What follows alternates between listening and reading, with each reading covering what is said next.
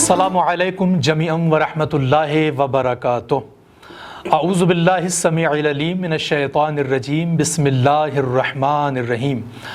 अल्हम्दुलिल्लाहि रब्बिल आलमीन वस्सलातु वस्सलाम अला नबिय्यिल करीम व अला अहले बैतिहि तय्यबीन अत्ताहिरीन व अला अस्हाबिहिल मुंतखबीन अल मुंतजबीन। अम्मा बाद, नाज़रीन किराम, इस्लाह मीडिया के तवस्सुत से इमाम राहिल बानी इनक़लाब इस्लामी ईरान हज़रत इमाम ख़ुमैनी रिज़वानुल्लाह ताला अलैह की रस्म बरसी की मुनासिबत से हम अपने प्रोग्राम में, जो कि इमाम ख़ुमैनी अलैहिर्रहमा की शख्सियत और आपकी हयात तय्यबा के मुख्तलिफ़ पहलुओं पर तबसरा करने के हवाले से बरगुज़ार है, और इस प्रोग्राम में हमारे मेहमानान गिरामी उलमा हज़रात यहाँ पर तशरीफ़ फरमा हैं। इंशाअल्लाह हम इनके साथ इमाम ख़ुमैनी की शख्सियत के मुख्तलिफ़ पहलुओं पर गुफ्तगू करेंगे। हम आप तमाम ही नाज़रीन का और अपने मेहमानान गिरामी का बहुत ज़्यादा खैर मक़दम करते हैं। आइए हम पहले मरहले में सबसे पहले जो हमारे मेहमानान हैं, हम इनका तारुफ़ कराते हैं आपसे और इनका इस्तक़बाल करते हैं। हमारे जो मेहमानान गिरामी हैं उनमें हमारे पाकिस्तान से आलिम दीन आली जनाब मौलाना गालिब हयात साहब, आपका ताल्लुक़ पाकिस्तान से है, यहाँ हाज़िर हैं। इंशाअल्लाह ताला क़िबला से इस्तिफ़ादा किया जाएगा। और हमारे दूसरे जो मेहमान गिरामी हैं आलिम दीन आली जनाब मौलाना डॉक्टर सैयद इमरान नकवी साहब, आपका ताल्लुक़ भी पाकिस्तान से है, इंशाअल्लाह आपसे भी इस्तिफ़ादा किया जाएगा। और हमारे तीसरे और आखिरी मेहमान इज़्ज़त माब आली जनाब सैयद आरिफ रिज़वी साहब, जो कि हिंदुस्तान से ताल्लुक़ रखते हैं, आपसे भी इंशाअल्लाह ताला इस प्रोग्राम में हम कुछ सवालों के ज़रिए इस्तिफ़ादा करेंगे। आइए हम बग़ैर किसी ताख़ीर के इस प्रोग्राम को आगाज़ करते हैं। जो मतालिब हमें आज के इस प्रोग्राम में बयान करने हैं, सबसे पहले हमें जो दीन मुबीन है यानी इस्लाम नाब मोहम्मदी है, इसकी जामियत को, इसकी मानवियत को हज़रत इमाम ख़ुमैनी अलैहिर्रहमा ने किस अंदाज़ से और किस तरीक़े से बयान किया, इस अहम सवाल पर गुफ्तगू करने के लिए और रोशनी डालने के लिए हम गुज़ार होंगे आली जनाब मौलाना गालिब हयात साहब की खिदमत में कि आप इस सवाल के ज़ेल में हमारे नाज़रीन की खिदमत में रोशनी डालें। बिस्मिल्लाहिर्रहमानिर्रहीम। मैं भी अपनी तरफ से इस्लाह मीडिया के नाज़रीन का शुक्रिया अदा करता हूँ और उनकी खिदमत में सलाम पेश करता हूँ, और इमाम ख़ुमैनी रहमतुल्लाह अलैह कि अय्याम रहलत की मुनासबत से तमाम नाज़रीन की खिदमत में ताज़ियत व तस्लियत अर्ज़ करता हूँ। बिरादर मोहतरम ने जो सवाल किया है, क़ब्ल इसके कि उस सवाल को तबयीन करूँ, यहाँ पर मैं इमाम रहमतुल्लाह अलैह की शख्सियत के बारे में एक मारूफ़ शख्सियत मोहम्मद तकी जाफ़री साहिब कि एक बहुत अज़ीम फ़लसफ़ी, एक ज़ाहिद इंसान, उन्होंने इमाम की शख्सियत के बारे में एक बहुत प्यारा जुमला कहा है, वो मैं पहले अर्ज़ करना चाहता हूँ। अल्लामा तकी जाफ़री रहमतुल्लाह अलैह फरमाते हैं कि इमाम ख़ुमैनी वो अज़ीम इंसान हैं कि जिनके पास दुनियावी दौलत भी थी, दुनियावी कुदरत भी थी, वो पूरा मुल्क इमाम के पास था, और इमाम के पास एक मानवी कुदरत भी मौजूद थी। दोनों कुदरतें इमाम के पास थीं, और इमाम के जुम्बिश लब से और जुम्बिश कलम से पूरी दुनिया पर असर पड़ता था, पूरी दुनिया मुतहव्विल होती थी। तो अल्लामा तकी जाफ़री फरमाते हैं कि ये सब कुछ होने के बावजूद इमाम ख़ुमैनी रहमतुल्लाह अलैह ने इस कुदरत को एक दिन के लिए भी और एक लम्हे के लिए भी अपनी ज़ात के लिए इस्तिफ़ादा नहीं किया। क्या बात। इस कुदरत से अपनी ज़ात के लिए एक लम्हे के लिए भी इस्तिफ़ादा नहीं किया। कर सकते थे, सब कुछ अपने पास था। ये वो अज़ीम हस्ती है जिसके बारे में अभी हम बैठे लब गुशाई कर रहे हैं। तो खुदावंद मुताल तौफ़ीक दे कि इमाम के अफ़कार को हम हकीकी मानों में दर्क कर सकें। खूब, आपका एक बहुत प्यारा सवाल है और बहुत ही अहम सवाल है। अगर हम इमाम ख़ुमैनी रहमतुल्लाह अलैह की शख्सियत को समझना चाहते हैं और दर्क करना चाहते हैं, तो ज़रूरी है कि इमाम के अफ़कार की जो एक इमारत है, इमाम के अफ़कार, उनको समझने के लिए ये जानना ज़रूरी है कि उसकी नज़रियाती बुनियादें कौन सी हैं। کون سے مبانی ہیں امام کے نظریات کو سمجھنے کے لیے کہ جس کے اوپر امام کے سارے افکار قائم ہیں. جب تک ہم ان مبانی کو اور ان بنیادوں کو نہیں سمجھتے اس وقت تک امام کے وہ افکار کو کما حق کو نہیں درک کر سکتے. لہٰذا ان کو درک کرنا ضروری ہے. اور یہ جو آپ کا سوال ہے یہ وہی ایک بنیاد کے بارے میں، ایک مبنا کے بارے میں ہے کہ جو امام رحمۃ اللہ علیہ کے افکار کے بارے میں موجود ہے، کہ امام رحمۃ اللہ علیہ کے جو افکار ہیں، جو عمارت ہے امام کے افکار کی، اس کی ایک بنیاد اور ایک عظیم بنیاد وہ یہ ہے کہ امام نے جو دین شناسی کی، امام کی دین شناسی دوسروں کی دین شناسی سے ہٹ کر تھی. فقہا موجود ہیں، فلاسفہ موجود ہیں، خوب بہت عظیم شخصیات موجود ہیں. خوب فقیہ وہ ہے جو فقہ شناس ہے، فلسفی وہ کہلاتا ہے جو فلسفہ کی معرفت رکھتا ہے. ہر انسان ایک اپنے شعبے کے اندر کیا ہے، اس کو ایک تخصص ہوتا ہے. لیکن امام دین شناس تھے، یعنی دین کو مکمل طور پر، دین کو تمام پہلوؤں سے پہچانتے تھے اور دین کی ہر پہلو سے دین کی معرفت رکھتے تھے. یعنی مجموعی طور پر یوں کہا جا سکتا ہے کہ دین وہ چیز ہے جس میں سارے پہلو اور ساری چیزیں موجود ہوتی ہیں. ہاں جی، دین ایک جامع چیز ہے. یعنی یہاں پر مہم یہی ہے کہ دین کی جامعیت، امام دین کی جامعیت کے قائل تھے. اور ہمارا عنوان بھی یہی ہے. ہمارا عنوان بھی یہی ہے کہ آئیں ہم یہ دیکھیں کہ امام کس طریقے سے دین کی جامعیت کو بیان کرتے ہیں. بہت پیارے طریقے سے امام نے دین کی جامعیت کو بیان کیا ہے. خوب دین کی جامعیت سے کیا مراد ہے، میں یہاں پر یہ تھوڑے سے وضاحت کرتا چلوں. خوب دین کی جامعیت سے مراد یہ ہے کیونکہ دین آیا انسان کے لیے ہے. ہاں، یہاں پر یہ نقطہ بہت قابل توجہ ہے. خداوند متعال نے دین بھیجا انسان کے لیے ہے، انسان کی ہدایت کے لیے بھیجا ہے، انسان کی رشد کے لیے بھیجا ہے، انسان کے تکامل کے لیے بھیجا ہے، انسان کو اس ہدف تک پہنچانے کے لیے بھیجا ہے. خوب جب دین اس کے لیے آیا ہے، اس انسان کے لیے آیا ہے، پس دین کی قلم رو کتنی ہوگی، دین کا دائرہ کتنا ہوگا؟ جتنی انسان کی زندگی کی قلم رو ہے، حیات انسانی کی قلم رو ہے، دین اتنا پھیلا ہوا ہے. دین کی قلم رو بھی اتنی ہی وسیع ہے، دین کا دائرہ بھی اتنا ہی وسیع ہے. یعنی جتنی شعبہ جات حیات ہیں اور جو انسان کی عملی زندگی میں جو ضرورتیں ہیں جن سے انسان کی وابستگی ہے، وہاں تک دین کی رسائی ہے. خوب، اور انسان کی زندگی کتنی وسیع ہے. خوب آئیں، قرآن کیا فرماتا ہے؟ انسان یہ خلیفۃ اللہ ہے. انی جاعل فی الارض خلیفہ. خوب، انسان کو جانا کہاں تک ہے؟ اس خلیفۃ اللہ کو، اس خلیفۃ اللہ کو جانا ہے خاک سے نکل کر خدا تک.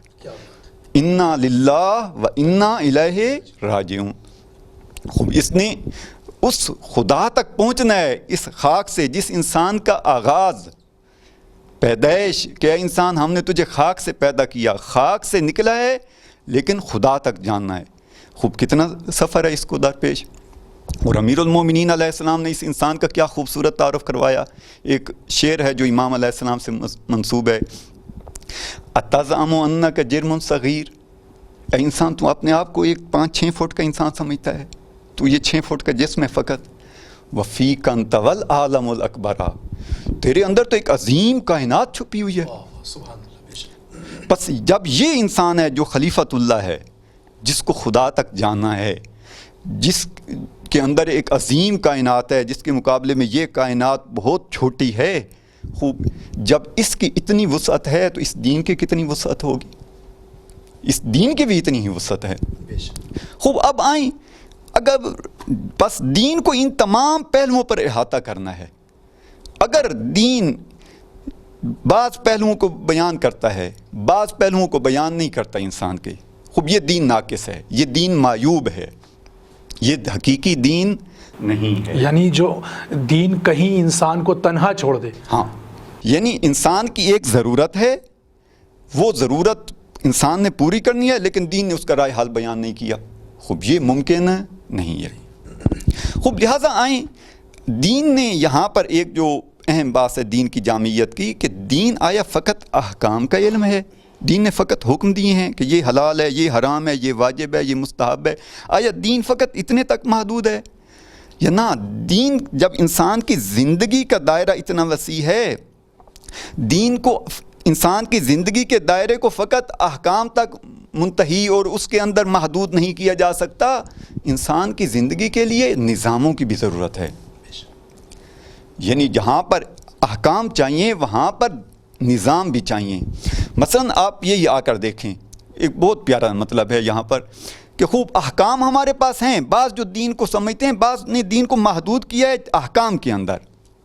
امام خمینی رحمۃ اللہ علیہ کی جو امتیاز ہے دوسروں پر اور جو فوقیت رکھتے ہیں دوسری شخصیات پر، کہ امام نے یہی فرمایا کہ دین احکام تک محدود نہیں ہے، دین کے پاس احکام کے ساتھ ساتھ نظام بھی ہیں. یعنی دین فقط نماز کا حکم نہیں دے رہا، روزہ کا حکم نہیں دے رہا کہ فلاں کام واجب ہے فلاں کام حرام ہے، اس تک محدود نہیں ہے.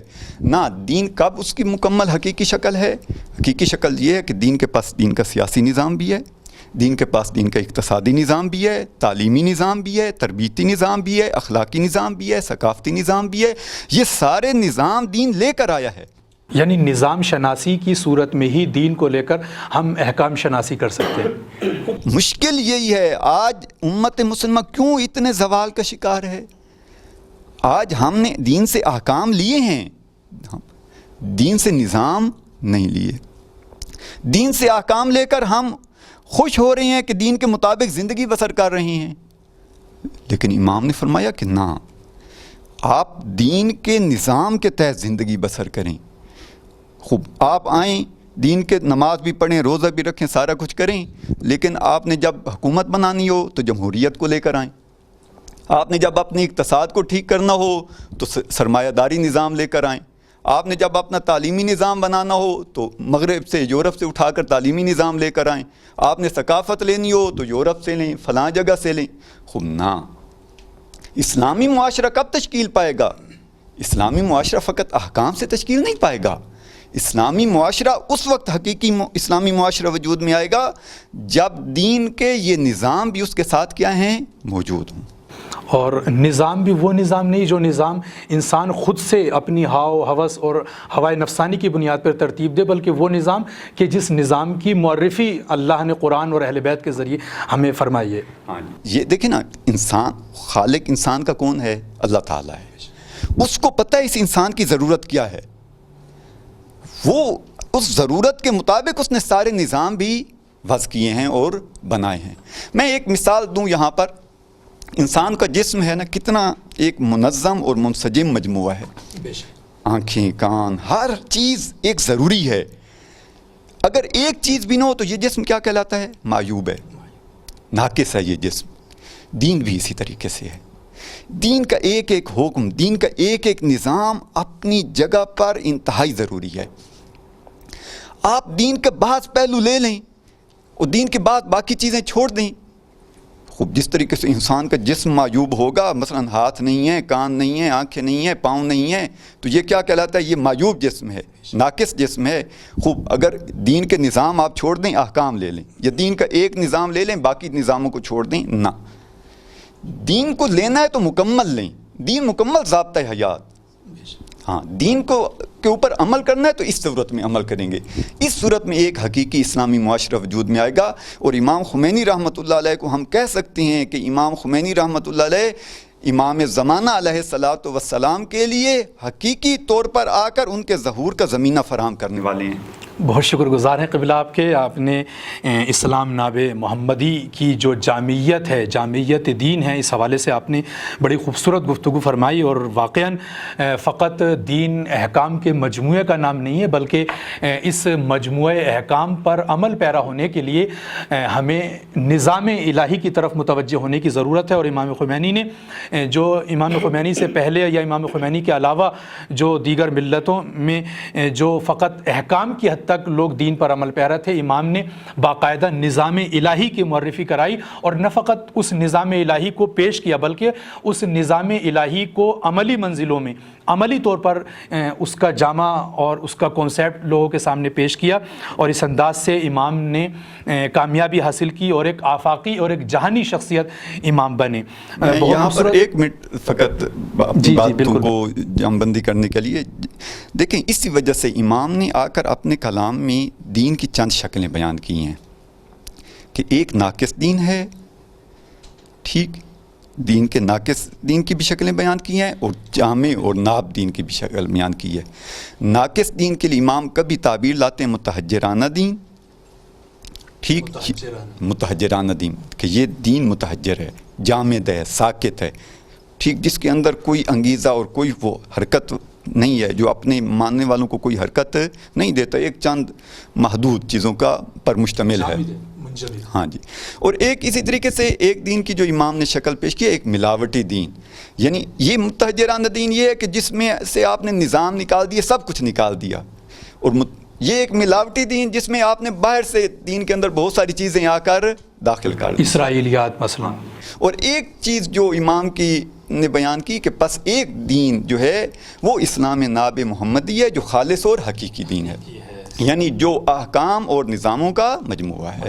احسن, تم بہت شکر گزار ہیں قبلہ. اور اس پروگرام کے دوسرے مرحلے کے لیے دوسرے خوبصورت پہلو پر ہم روشنی ڈالتے ہیں, جو کہ ہمیں اس کے لیے حاضر ہوں گے ہم قبلہ عالی جناب ڈاکٹر سید عمران نقوی صاحب کی خدمت میں اس سوال کے ساتھ کہ امام خمینی کی سیاسی اور اجتماعی پہلو آپ کی زندگی میں کون کون سے تھے, اور ان مقاصد کی تکمیل کے لیے کون کون سے عوامل مؤثر رہے ہیں. اس پر ہم چاہیں گے کہ قبلہ جناب ڈاکٹر سید عمران نقوی صاحب روشنی ڈالیں تاکہ ہمارے ناظرین استفادہ کر سکیں. اعوذ باللہ من الشیطان الرجیم, بسم اللہ الرحمن الرحیم, وبہ نستعین وہو خیر ناصر ومعین, اما بعد. سب سے پہلے ناظرین محترم کی خدمت میں امام خمینی رحمۃ اللہ علیہ کی برسی کی مناسبت سے تعزیت و تسلیت پیش کرتا ہوں. بہت ہی اہم پہلو کی طرف آپ نے اشارہ کیا. امام خمینی رحمۃ اللہ علیہ کی زندگی کا ایک بہت اہم یہ پہلو ہے کہ جس کی طرف کم توجہ کی گئی ہے. اگر حقیقت میں اگر ہم نگاہ کریں تو یہ اسلام کا پہلو ہے کہ جس کو آ کر اس نگاہ سے نہیں دیکھا گیا کہ یہ بھی اسلام کا ایک حصہ ہے, اور جو اسلام خداوند تبارک و تعالیٰ کی طرف سے انسان کی اور بشریت کی ہدایت کے لیے آیا ہے, اس پہلو کے بغیر سے انسان کی ہدایت ہی ممکن نہیں ہے. اور وہ پہلو اسلام کا سیاسی اور اجتماعی پہلو ہے. واقعاً اگر امت اسلامیہ پر نگاہ کی جائے, امت اسلامیہ کے پاس قرآن موجود ہے, رسول اللہ جیسی عظیم ہستی موجود ہے صلی اللہ علیہ وآلہ وسلم, اصحاب کی شخصیتیں موجود ہیں, اہل بیت اطہار موجود ہیں, لیکن جس مقصد اور ہدف کے لیے خداوند تبارک و تعالیٰ نے یہ سارا اہتمام کیا تھا وہ چیز گم ہے امت سے. امام خمینی رحمۃ اللہ علیہ کی ایک خوبی یہی تھی کہ امام نے آ کر وہ اصلی اسلام کو زندہ کیا, حقیقی اسلام کو, اسلام ناب محمد, جو امام خمینی کی اپنی تعبیر کے مطابق اسلام ناب محمدی صلی اللہ علیہ وآلہ وسلم ہے. اس اسلام کو آ کے زندہ کیا.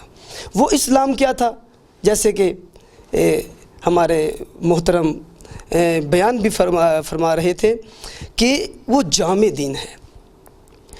کب دین جامع بنتا ہے؟ جب جو چیزیں اس کے لیے ضروری ہیں اور جس چیز کو جس جگہ پر ہونا چاہیے وہ اپنی جگہ پر موجود ہو, پھر ایک چیز مکمل ہوتی ہے. آپ ایک عمارت بناتے ہیں اور اس عمارت کو بناتے ہوئے اگر جو چیز جہاں پر ہونی چاہیے آپ وہاں پر نہ رکھیں, پہلی بات ہے یہ عمارت کھڑی نہیں ہوگی, اور اگر کھڑی ہو بھی جائے تو اب اس سے ہدف و مقصد پورا نہیں ہوگا, نہیں کر سکتے, کبھی نہیں پورا کر سکتے. اس لیے مسلمانوں نے آ کر ظاہری چیزوں کو لے لیا, لیکن وہ جو روح اسلام تھی, روح قرآن تھی, روح دین تھی, اس کی طرف متوجہ نہیں ہوئے, اس کو فراموش کر, اس کو ترک کر دیا. اپنی انفرادی زندگی کے امور میں اور مسائل میں دین کی طرف متوجہ ہوئے, دینی امور پہ عمل کرتے رہے, لیکن وہ اکثر دین جس چیز پر مشتمل تھا وہ دین کا اجتماعی پہلو تھا, وہ دین کا سیاسی پہلو تھا. اگر آپ قرآن مجید کی آیات پر نگاہ کریں تو اکثر قرآن مجید کی آیات مشتمل ہیں دین کے اجتماعی پہلو پر، انسان کی زندگی کے اجتماعی پہلو کو بیان کر رہی ہیں۔ آ کر مسلمانوں نے آ کر وہ دین جو رسول اللہ صلی اللہ علیہ وآلہ وسلم نے عملی کیا تھا مدینہ منورہ کے اندر، اور عملی کر کے دکھایا کہ میں جو دین لے کے آیا ہوں، یہ کتاب خدا جو تمہاری ہدایت کے لیے آئی ہے، کس طرح تم نے اس کتاب سے ہدایت لینی ہے، عملاً اس ہدایت کا طریقہ بھی سکھایا۔ اور سب سے پہلے خود مدینہ کے اندر حکومت اسلامی قائم کی۔ یہ سب سے بڑی دلیل ہے کہ اسلام سیاست کے بغیر مکمل نہیں ہو سکتا۔ کیوں؟ دیکھیں، اسلام آیا ہے انسان کی ہدایت کے لیے۔ انسان کی زندگی دو پہلوؤں پر مشتمل ہے، ایک اس کی زندگی کا انفرادی پہلو ہے، ایک اس کی زندگی کا اجتماعی پہلو ہے۔ یہ جو دین انسان کی زندگی کی ہدایت کے لیے آیا ہے، اس نے کس زندگی میں انسان کی ہدایت کرنی ہے؟ ہم نے کہا کہ انفرادی زندگی میں دین انسان کی ہدایت کرے گا۔ انفرادی زندگی میں دین کو لے لیا، اور اجتماعی زندگی میرے اپنے اختیار میں نہیں ہے۔ پہلی بات ہے، میں آ کر اس دین کے اجتماعی پہلو کو قبول بھی نہیں کر رہا، اور اگر قبول کر لوں تو وہ میرے اجتماعی پہلو ابھی میرے اختیار میں نہیں ہے اجتماعی زندگی، کیونکہ میں نے اجتماعی زندگی دوسروں کے اختیار میں دی ہوئی ہے۔ کب یہ اجتماعی زندگی جو ہے وہ اللہ کے دین کے تحت آئے گی، اور یہ میری پوری زندگی اسلام کے سائے میں گزرے گی، کہ جب کیا ہے، میری یہ اجتماعی زندگی کا اختیار جو غیر اللہ کے ہاتھ میں ہے، وہاں سے لے کر میں خدا کے ہاتھ میں دے دوں، پھر میری پوری زندگی اسلام کے سائے میں آئے گی۔ امام خمینی رحمۃ اللہ علیہ کا کارنامہ۔ اگر آپ کی بات کو روکتے ایک بات عرض کرنا چاہوں گا کہ اجتماعی زندگی کتنی ضروری ہے، اس کا اگر ہم اندازہ لگانا چاہیں تو جو عبادات کا مجموعہ ہمارے سامنے شارع مقدس نے پیش کیا ہے، اس میں اکثر اور بیشتر عبادات جو ہیں وہ اجتماعی ہیں۔ یعنی یہاں سے بھی ہم اندازہ لگا سکتے ہیں کہ اجتماعی زندگی کی کتنی ضرورت ہے۔ امام خمینی رحمۃ اللہ علیہ کا کارنامہ کیا تھا؟ جب امام خمینی رحمۃ اللہ علیہ اپنے عصر میں ظاہر ہوئے، دین کو اجتماعی میدان میں متروک دیکھا، مہجور دیکھا، کہ اجتماعی زندگی دین سے خالی ہے۔ یا حسین کہتے ہیں، لیکن زندگی میں یا حسین نہیں ہے۔ عملی طور پر یا علی کہتے ہیں، لیکن وہ یا علی زندگی میں نہیں ہے۔ کسی جگہ پر بھی میری اجتماعی زندگی میں یا حسین اور یا علی نظر نہیں آتے۔ وہ یا رسول اللہ اجتماعی زندگی میں نظر نہیں آتے۔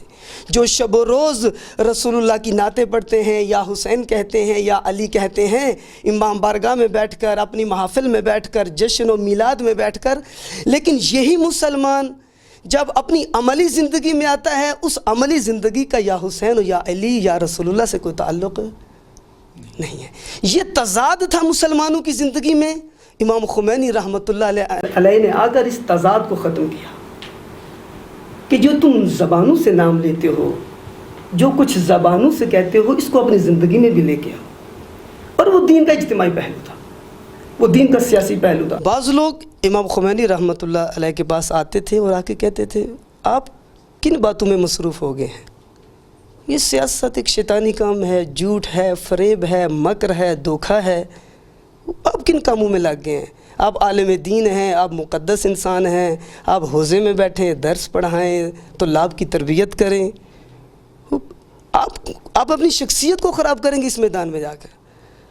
کیا جواب دیتے تھے؟ کہتے آپ جس سیاست کی بات کرتے ہو وہ ویسے ہی ہے، وہ شیطانی سیاست ایسے ہی ہے، وہ حیوانی سیاست ایسے ہی ہے، لیکن میں جس سیاست کی بات کرتا ہوں وہ الہی سیاست ہے، وہ قرآن کی سیاست ہے، وہ رسول اللہ کی سیاست ہے، وہ ائمہ معصومین علیہم السلام کی سیاست ہے، کہ جو آپ نے ائمہ معصومین اور رسول اللہ نے آ کر جس سیاست کو عملی کیا اور جس کے ذریعے سے امت کی ہدایت کی اور ان بکھرے ہوئے انسانوں کو امت میں تبدیل کیا۔ جی قبلہ صاحب، یہیں پر میں ایک سوال اور مزید کرنا چاہوں گا آپ سے کہ معاشرے میں بعض افراد ناقص فکری کی بنیاد پر سیاست کو دین کے ساتھ معیوب اور مذموم سمجھتے ہیں۔ آخر کیا وجہ ہے کہ اس کو سیاست کو دین کے ساتھ جو ہے وہ معیوب سمجھتے ہیں؟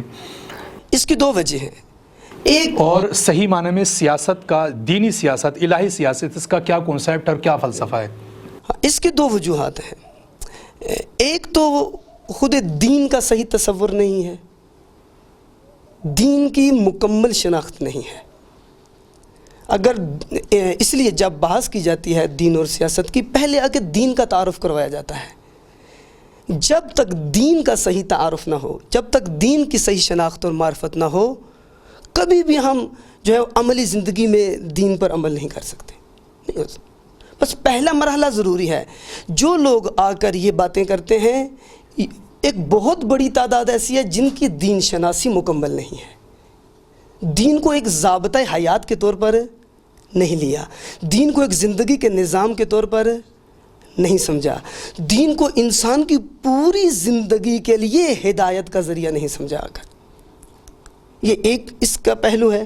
اور دوسرا پہلو کہ ہم جس سیاست کی بات کرتے ہیں آ کر، اور جس کے ذریعے سے آ کر دین میں سیاست کی نفی کرتے ہیں، وہ سیاست وہ شیطانی سیاست ہے، وہ دنیا والوں کی سیاست ہے، جو دنیا پر کی بنیادوں پر استوار ہے، جو دنیا کے مفادات اور اقتدار اور حکومت اور کرسی کے لالچ اور ان چیزوں پر جو استوار ہے. لیکن اگر الہی سیاست کی بات کریں، الہی سیاست ہے ہی انسانی معاشرے کو چلانے کے لیے. حقیقی سیاست ہے ہی اس انسانی معاشرے کو ہدایت کرتے ہوئے خدا تک پہنچانے کے لیے.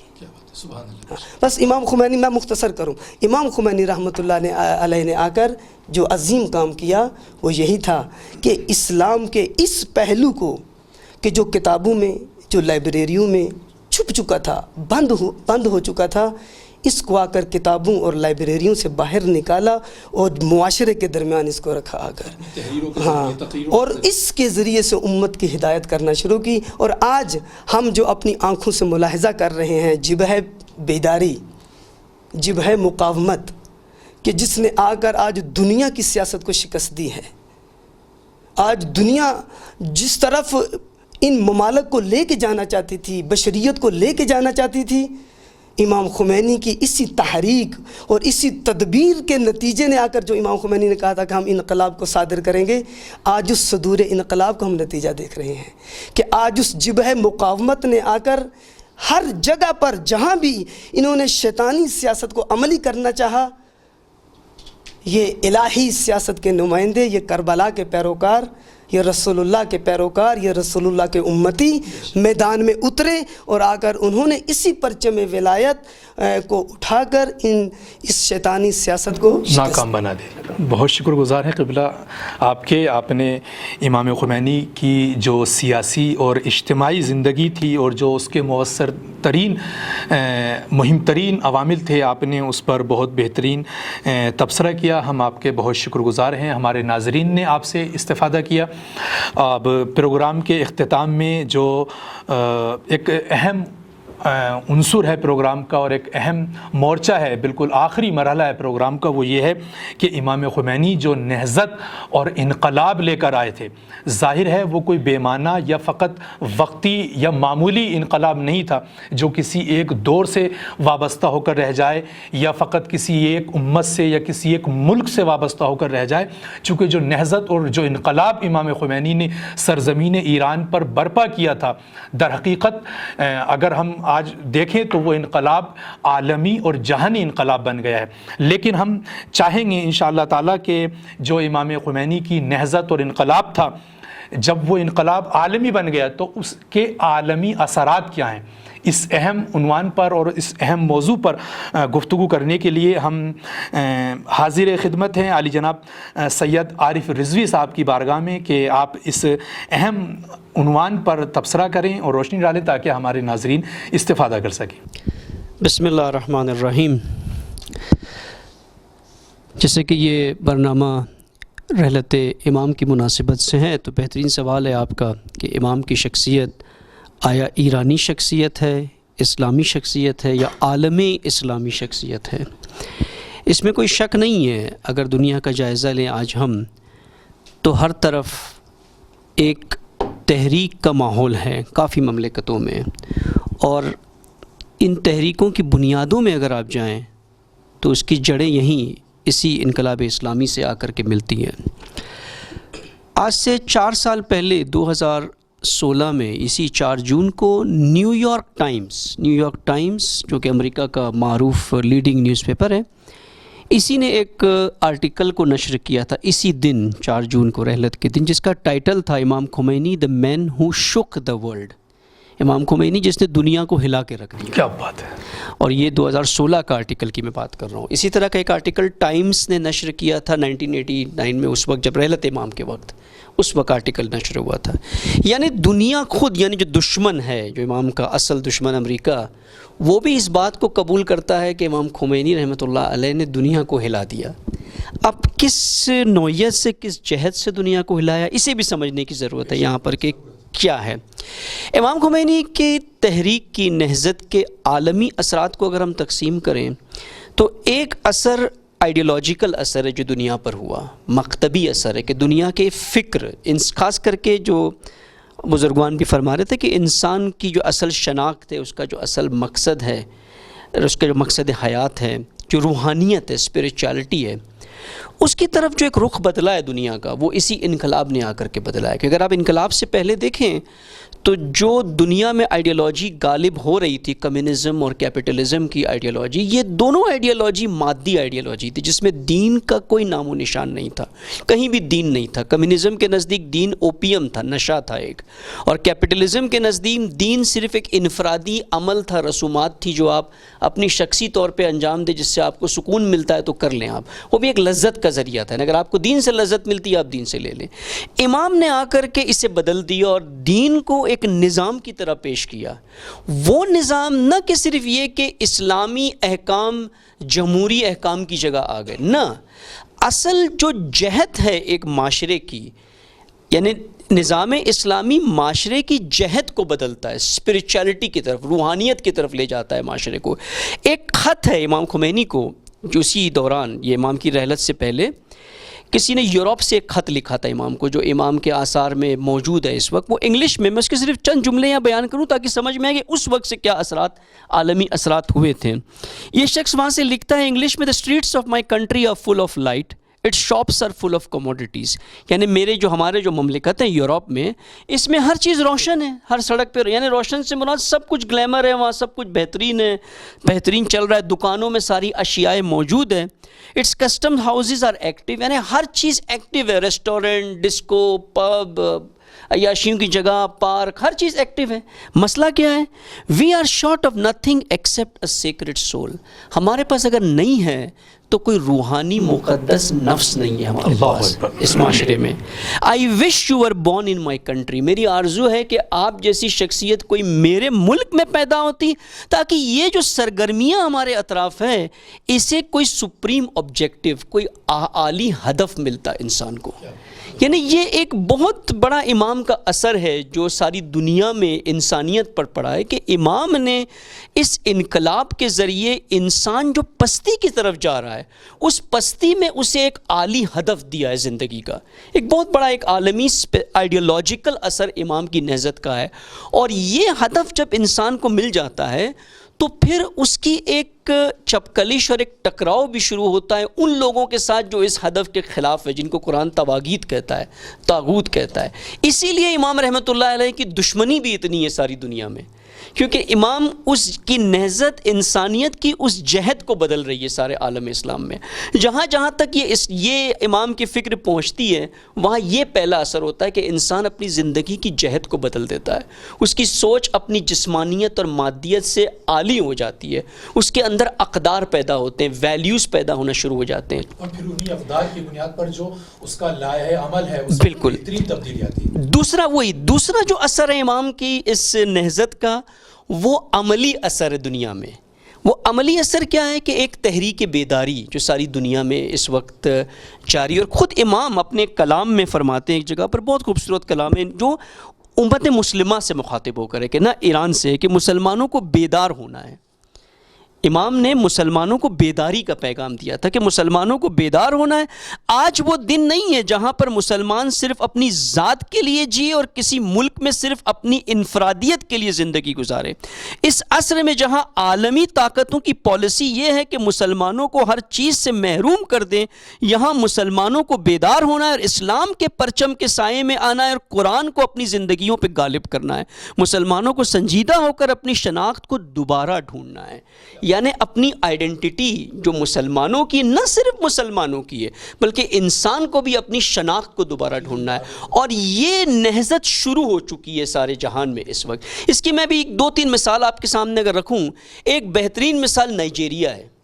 شیخ زکزکی رحمۃ اللہ علیہ، شیخ زکزکی حافظ اللہ علیہ، ایک شخص ہے جو سنی ہے، شیعہ بھی نہیں ہے، جس نے آ کر مکتب اہل بیت کو قبول کیا، متاثر ہو کے امام خمینی سے یہاں آ کر کے حوزے میں مکتب اہل بیت کو قبول کیا اور اس فکر کو قبول کیا، صحیح اسلام ناب کو قبول کیا. بہت سے شیعہ جن کو اسلام ناب سمجھ میں نہیں آتا، لیکن ایک سنی ہے جو وہاں سے آ کر، جو پہلے مصر میں، سعودی میں پڑھ کر پھر یہاں آ کر اس فکر کو قبول کر کے اس فکر کو عملی کر دیا ان نائجیرینس پر جو اس میں عیسائی بھی ہے، سنی بھی ہے، بالکل دین سے کوئی آشنائی نہیں ہے، اور 11 ملین کو اہل بیت کا پیرو بنا دیا.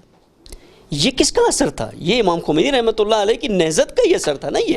یہ عالمی تحریک، اور ایسی تحریک کہ جن کے اندر شہداء، مسلسل شہداء، یعنی دشمن کے لیے حلق میں ایک کانٹا بن کر کے رہ گئی، چوک کر دیا دشمن کے حلقوں کو. وہاں پر سعودی پریشان ہے اس سے، اسرائیل پریشان ہے اس تحریک سے. وہاں پر یہ نظر آتا ساری استقبالی طاقتیں یہ پریشان ہے. پھر مشرق وسطیٰ میں آپ جو تحریکیں ہیں، حزب اللہ، یمن، یہ سب کے سب اگر آپ دیکھیں تو ان کے اجلاس میں، ان کے پروسیشنز میں آپ کو امام خمینی کی تصویر نظر آئے گی. یہ سارے کے سارے متاثر ہیں. اسی طرح سے کشمیر میں آپ چلے جائیں، ان کے سربراہان کے بیانات کا محور بھی امام خمینی. ایگزیکٹلی یہی ہے.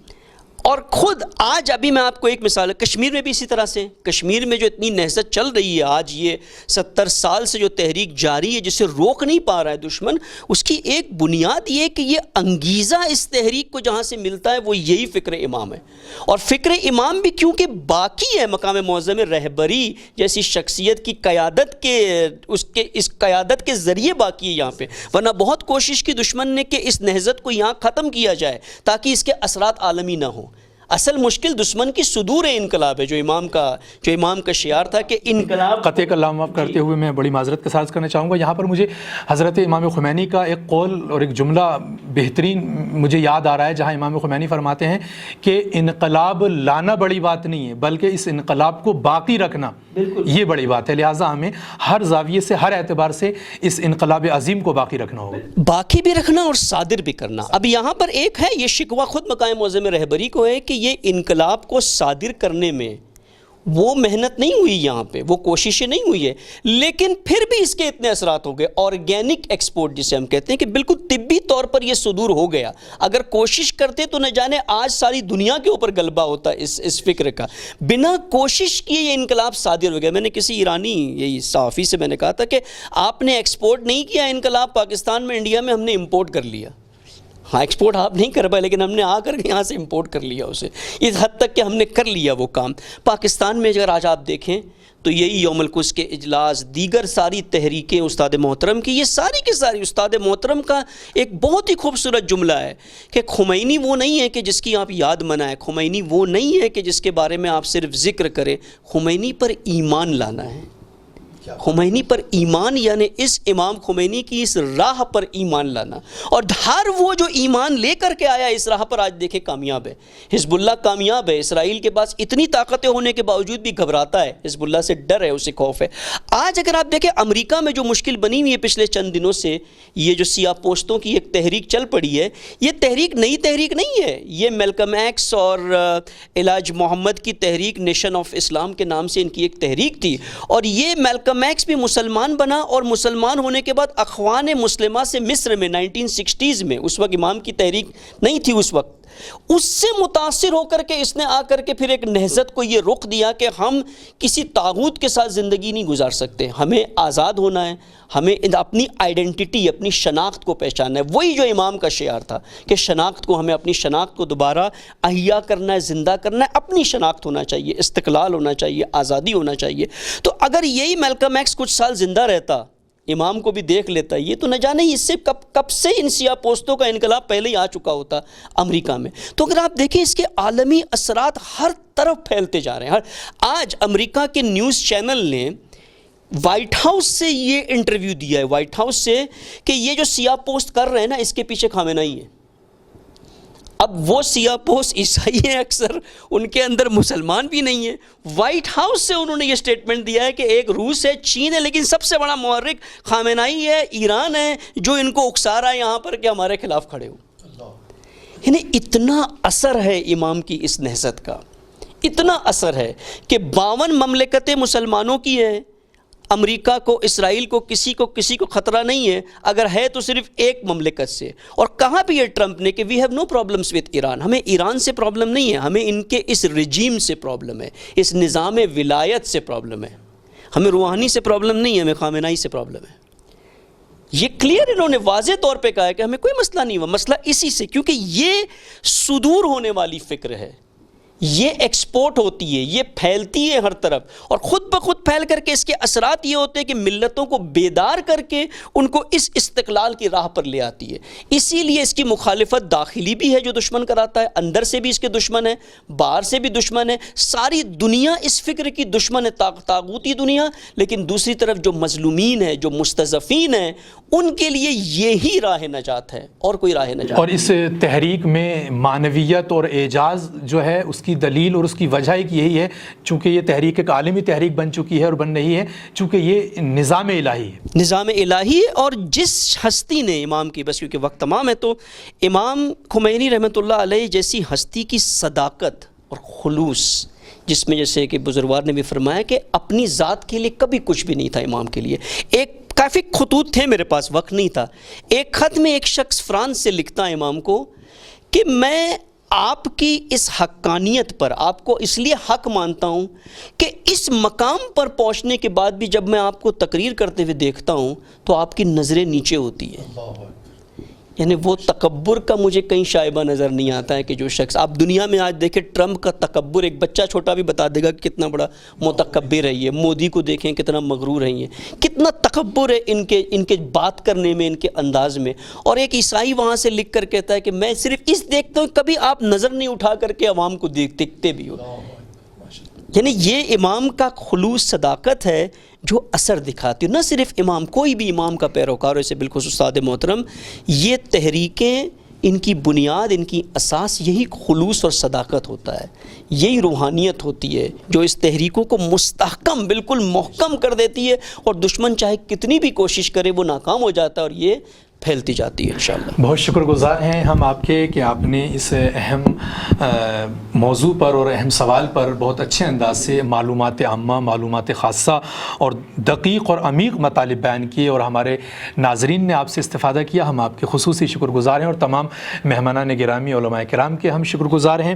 یقیناً ہمیں معرفت و بصیرت کے ساتھ، خلوص کے ساتھ، اخلاص کے ساتھ فقط شخص خمینی تک محدود نہیں رہنا ہے، بلکہ ہمیں فکر خمینی کو، جو کہ فکر کربلا ہے، اس کو اپنی زندگی میں، عملی زندگی میں، اور بلکہ نہ فقط عملی زندگی میں، تمام تر شعبہ جات حیات میں اس کو ہمیں اجرا کرنے کی ضرورت ہے، اس کو احیا کرنے کی ضرورت ہے، چونکہ یہ تحریک کسی ملک سے، کسی خاص سرزمین سے اور کسی ایک ملت سے مخصوص نہیں ہے، بلکہ یہ تحریک جہانی تحریک ہے، عالمی تحریک ہے۔ اس کا فقط مسلمانوں سے تعلق اور رابطہ نہیں ہے، اس کا تمام روئے زمین پر تمام انسانوں سے اس کا رابطہ اور واسطہ ہے۔